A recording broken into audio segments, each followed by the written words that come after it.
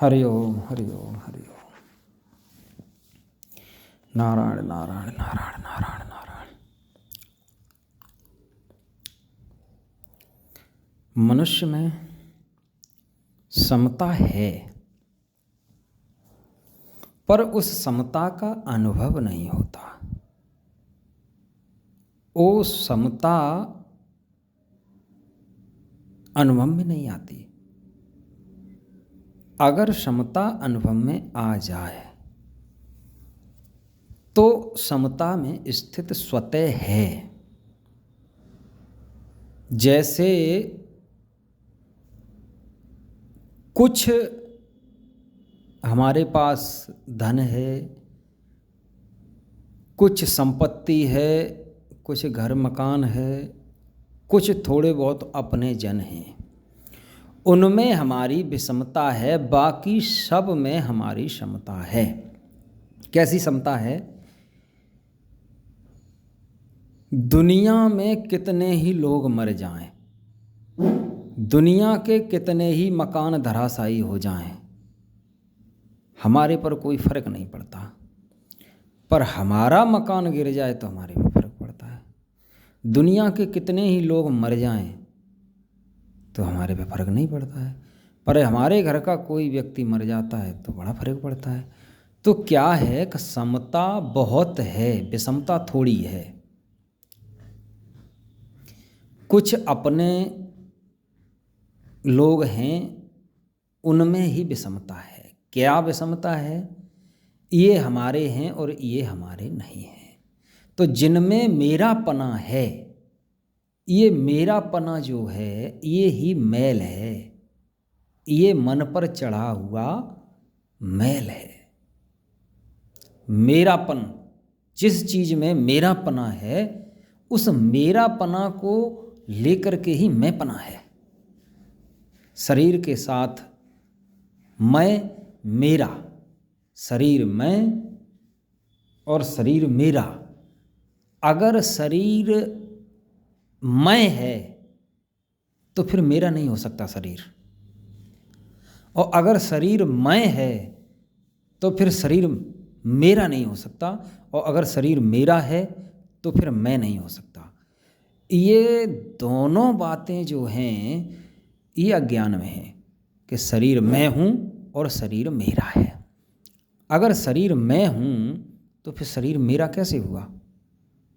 कि मेरा हाथ, मेरा पैर, मेरी आँख, मेरा कान। अगर मैं शरीर है, मैं शरीर हूँ, तो फिर शरीर मेरा नहीं हो सकता। और शरीर मेरा है तो फिर मैं शरीर नहीं हो सकता। मैं शरीर नहीं हो सकता। इसमें दोनों में से किसी एक बात पर कायम हो जाना चाहिए कि यदि शरीर मेरा है तो फिर मैं कौन हूँ, और यदि शरीर मैं हूँ तो फिर शरीर मेरा कहाँ, फिर तो मैं ही हूँ। तो दोनों बातें नहीं होनी चाहिए। अब शरीर मेरा है तो मैं शरीर नहीं हूँ, क्योंकि आँख मेरी, कान मेरी, नाक मेरा, हाथ मेरा, पैर मेरा, माथा मेरा, सब कुछ मेरा, और सबको मिला करके मैं। तो ये अपने आप में अज्ञान है। दोनों बातों को स्वीकार करना ही अज्ञान है। तो इसमें क्या है कि इसमें एक बात पर कायम होने की बात है। एक बात पर कायम हो जाओ कि शरीर मेरा नहीं है और मैं शरीर नहीं हूँ। अब जब शरीर मैं नहीं हूँ, शरीर मेरा नहीं है, तो फिर खोज करने की बात है कि मैं क्या हूँ। तो जो दिखता है वो अपना स्वरूप नहीं है। जिससे दिखता है वो अपना स्वरूप है। प्रकाश में दिखाई देता है, जो कुछ भी दिखाई देता है वो प्रकाश में दिखाई देता है, चाहे अपना शरीर हो चाहे पराया शरीर हो। शरीर मात्र जो दिखता है वो प्रकाश में दिखता है, स्वयं के प्रकाश में दिखाई देता है। शरीर है ये स्वयं के प्रकाश में दिखाई देता है, और शरीर नष्ट हो रहा है ये भी अनुभव में आता है कि जो बचपन में थे वो शरीर आज नहीं है। जो शरीर बचपन में था, जो शरीर बचपन में था वो शरीर आज नहीं है, बदल गया। इस दृष्टि से सारा संसार बदलता है। ये अनुभव में, सबके अनुभव की बात है, ये सबके अनुभव में आता है कि शरीर भी बदलता है और संसार भी बदलता है। तो शरीर संसार बदलता है, इसको न बदलने वाला जानता है, जो बदलता नहीं है। जो बदलता नहीं है वही स्वरूप है, वो है, उसमें मैं मेरापन नहीं है, वो नित्य है। परमात्मा नित्य है, सच्चितानंद घन परमात्मा, सत्य चित आनंद घन परमात्मा, सच्चिदानंद घन परमात्मा। सत माने नित्य रहने वाला, चित माने चैतन्य स्वरूप, आनंद माने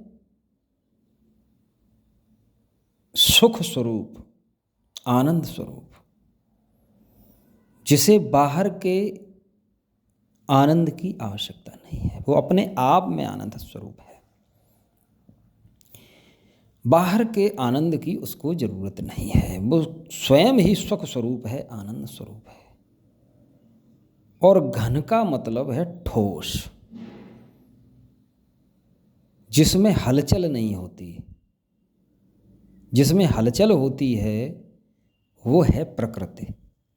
प्रकृति में क्रिया होती है, प्रकृति में हलचल होती है, पर नित्य तत्व में हलचल नहीं होती, परमात्म तत्व में हलचल नहीं होती। वो परमात्म तत्व नित्य निरंतर है। अब जो नित्य निरंतर है उसकी तरफ ध्यान न दे करके ध्यान चला गया बदलने वाले शरीर और संसार की तरफ। तो शरीर और संसार ये अनित्य है, जो दिखाई देता है। तो जो दिखाई देता है वो अपने से अलग है। अपने से अलग जो होता है उसी को अपना अपना कहा जा रहा है कि ये मेरा है। तो मेरा है तो मेरे से दूर है, तब मेरा है। मेरे से दूर नहीं होता, मेरे से अलग नहीं होता, तो हम उसे मेरा कैसे कहते? अपने से अलग है तभी वो मेरा है, और मैं अलग है और मेरा अलग है। मैं अलग है और मेरा अलग है। अब शरीर में स्थिति करके कहता है मैं शरीर, और फिर शरीर से जो भी शरीर के पदार्थ हैं उनको कहता है मेरा। मन बुद्धि इंद्रियां, इनको मेरा कहता है, मेरी है बुद्धि, मेरा है मन, मेरी है आँख। तो ये क्या है? औजार हैं ये काम करने वाले। अंतःकरण, अंतःकरण उपकरण होता है ना, उपकरण। उपकरण क्या होता है? उपकरण कहते हैं औजार को। तो ऐसे ही उपकरण और अंतःकरण, उप माने बाहर और अंतः माने भीतर। तो उपकरण माने बाहर के औजार और अंतःकरण माने भीतर के औजार। तो भीतर के औजार जो हैं वो हैं मन बुद्धि। तो मन बुद्धि भीतर के औजार हैं। इन औजारों को ठीक कर लिया जाए तो ये प्राकृतिक हैं, ये ठीक हैं, बेठीक नहीं है। ये इनमें मेरापना कर लिया है ना, इसलिए ये बेठीक हो गए हैं। नहीं तो ये स्वतः ठीक हैं, क्योंकि ये प्रकृति में स्थित हैं। तो प्रकृति के चलाए ये चलेंगे, जैसा प्रकृति इनसे कार्य लेगी वैसे ये कार्य करेंगे।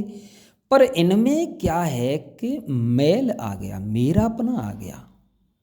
मेरापना जो है यही मैल है, यही अशुद्धि है। अगर मैल उतर जाए, मेरापना उतर जाए, मन पर जो रंग चढ़ा हुआ है, भोग पदार्थ अच्छे हैं और मन मेरा है, ये मेरापना जो मन को लेकर के, यही अशुद्धि है। मन मेरा नहीं है, मन प्रकृति का है। बुद्धि मेरी नहीं है, बुद्धि प्रकृति की है। अब प्रकृति की मन बुद्धि जैसी भी है, कैसी भी है, लेकिन मेरी नहीं है। मन बुद्धि इंद्रियां जो हैं ये प्राकृतिक हैं, प्रकृति के हैं। तो प्रकृति की चीज़ कैसी भी हो, लेकिन वो अपनी नहीं है, तो हमें उससे कोई लेना देना नहीं है। अब मन बुद्धि को अपना मानना जो है यही मल है, मैल है ये। अब ये मैल कैसे उतरे? ये मैल उतरे, अस्वीकार कर दो कि मन बुद्धि प्रकृति के हैं, मेरे नहीं हैं।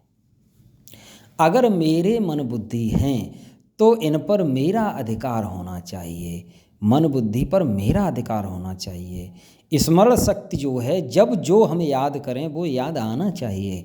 हम याद करते हैं, कुछ याद नहीं आता है, भूल जाते हैं।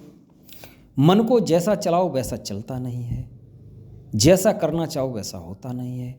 तो क्या है कि ये प्रकृति के हैं मन बुद्धि, और प्रकृति की क्रिया प्रकृति में होती है, स्वरूप में नहीं होती। स्वरूप जो है उसको देखने वाला है, दृष्टा है।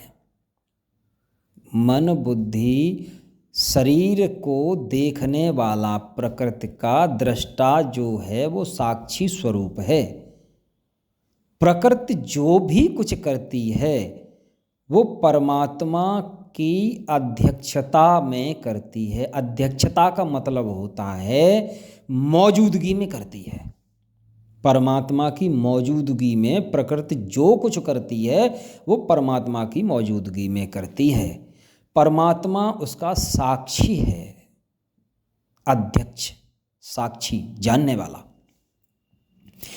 तो जैसे परमात्मा की अध्यक्षता में प्रकृति कार्य करती है, ऐसे ही स्वयं की अध्यक्षता में मन बुद्धि इंद्रियां कार्यरत हैं, कार्य करते हैं। जो भी मन बुद्धि कार्य करते हैं, मन जो विचार करता है, बुद्धि जो निर्णय करती है, फिर इंद्रियां जो भी कुछ कार्य करती हैं, उन सब का साक्षी स्वरूप जो है वो स्वयं है। उसकी स्वयं की अध्यक्षता में मन अगर चोरी करने की बात अगर मन में आती है और बुद्धि अगर निर्णय करती है, तो इस चोरी करने की जो बात मन में आई, इस बात को जानने वाला स्वयं है, साक्षी है, वो जानता है। अब वो जानता है तो जानने वाला जो है वो भूल में है। उसने मन को, मन की स्फुरणा को, बुद्धि के निर्णय को अपना मान रखा है कि ये मन बुद्धि मेरे हैं, और चोरी करने की जो भावना मन में आई उस भावना को भी अपनी मान लिया, और बुद्धि के निर्णय को स्वीकार करके चोर बन गया कि साहब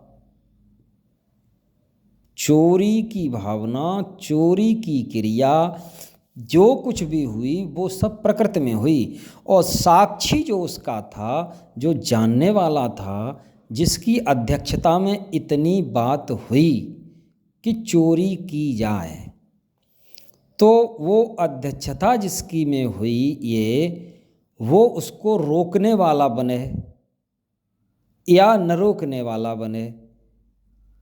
अगर रोकने न रोकने वाला बनता है, कुछ नहीं बनता है, तो कुछ होगा नहीं, भावना होकर के और नष्ट हो जाएगी।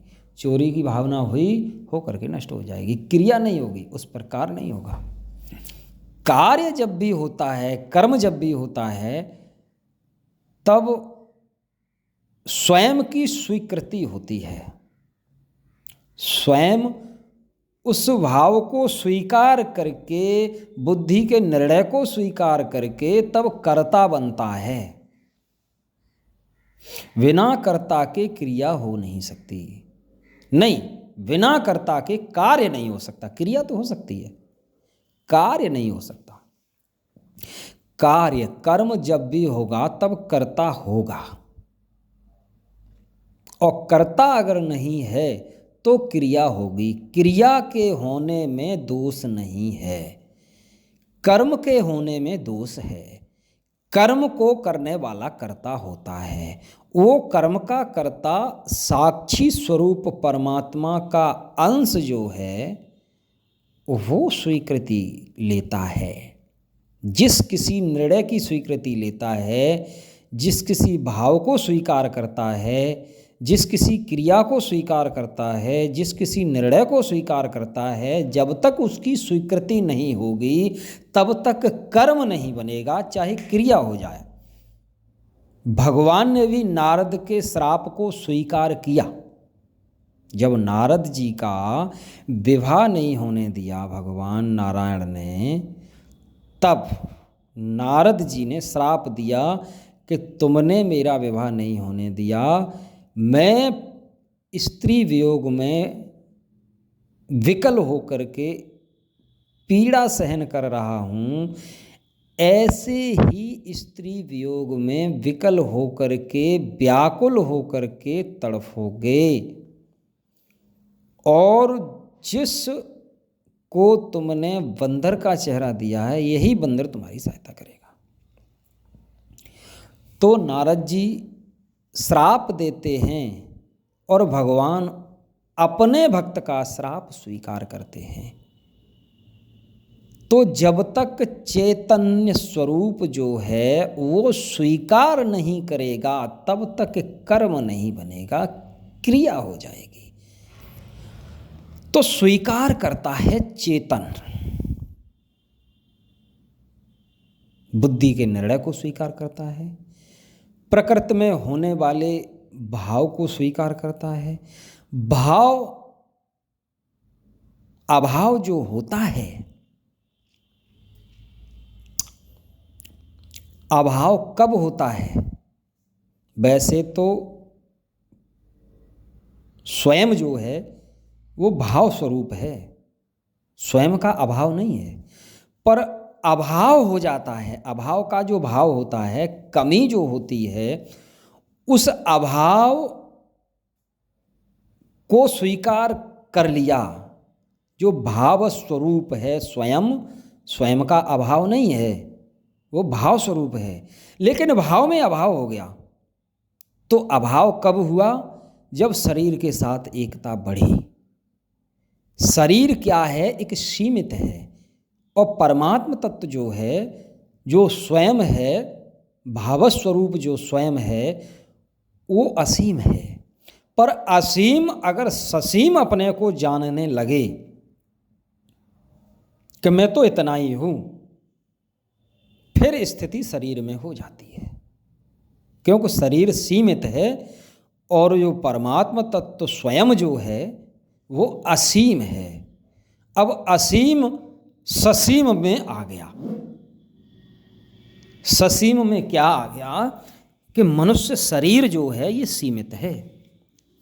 इस मनुष्य शरीर में चैतन्य स्वरूप जो परमात्मा की सत्ता है वो असीम है।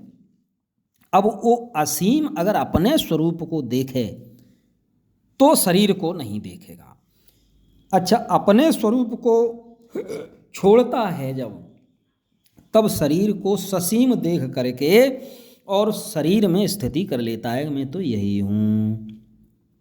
जब शरीर में स्थिति हो जाती है कि मैं तो यही हूँ, ये शरीर ही मैं हूँ, फिर उस भावस्वरूप परमात्मा में अभाव हो जाता है। अभाव जब होता है तब अपना अभाव ही भाव रूप से प्रकट होता है। जब अपना अभाव भाव रूप से प्रकट हुआ, उस भाव को स्वीकार किया,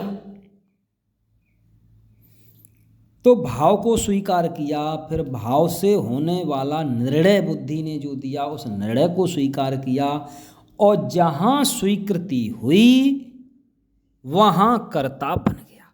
स्वीकार करके क्रिया शुरू। प्रकृति में जो क्रिया होती है वो क्रिया शुरू हो गई, और क्रिया शुरू हुई और कर्म बना, और कर्म बनते ही उसका फल बना। तो कर्म और कर्म का फल ये सीमित है, क्योंकि ये शरीर से उत्पन्न हुआ है।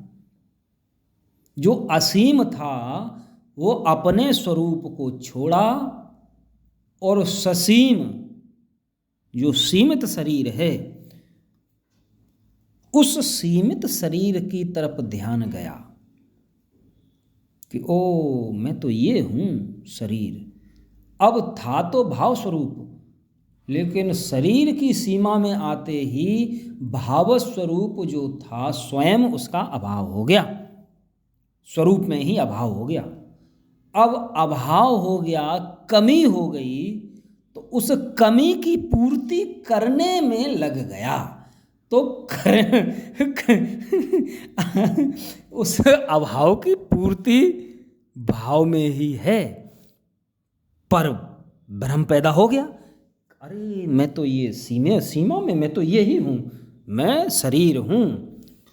अब शरीर मैं हूँ, और फिर शरीर से होने वाली क्रिया बोले मेरी क्रिया है।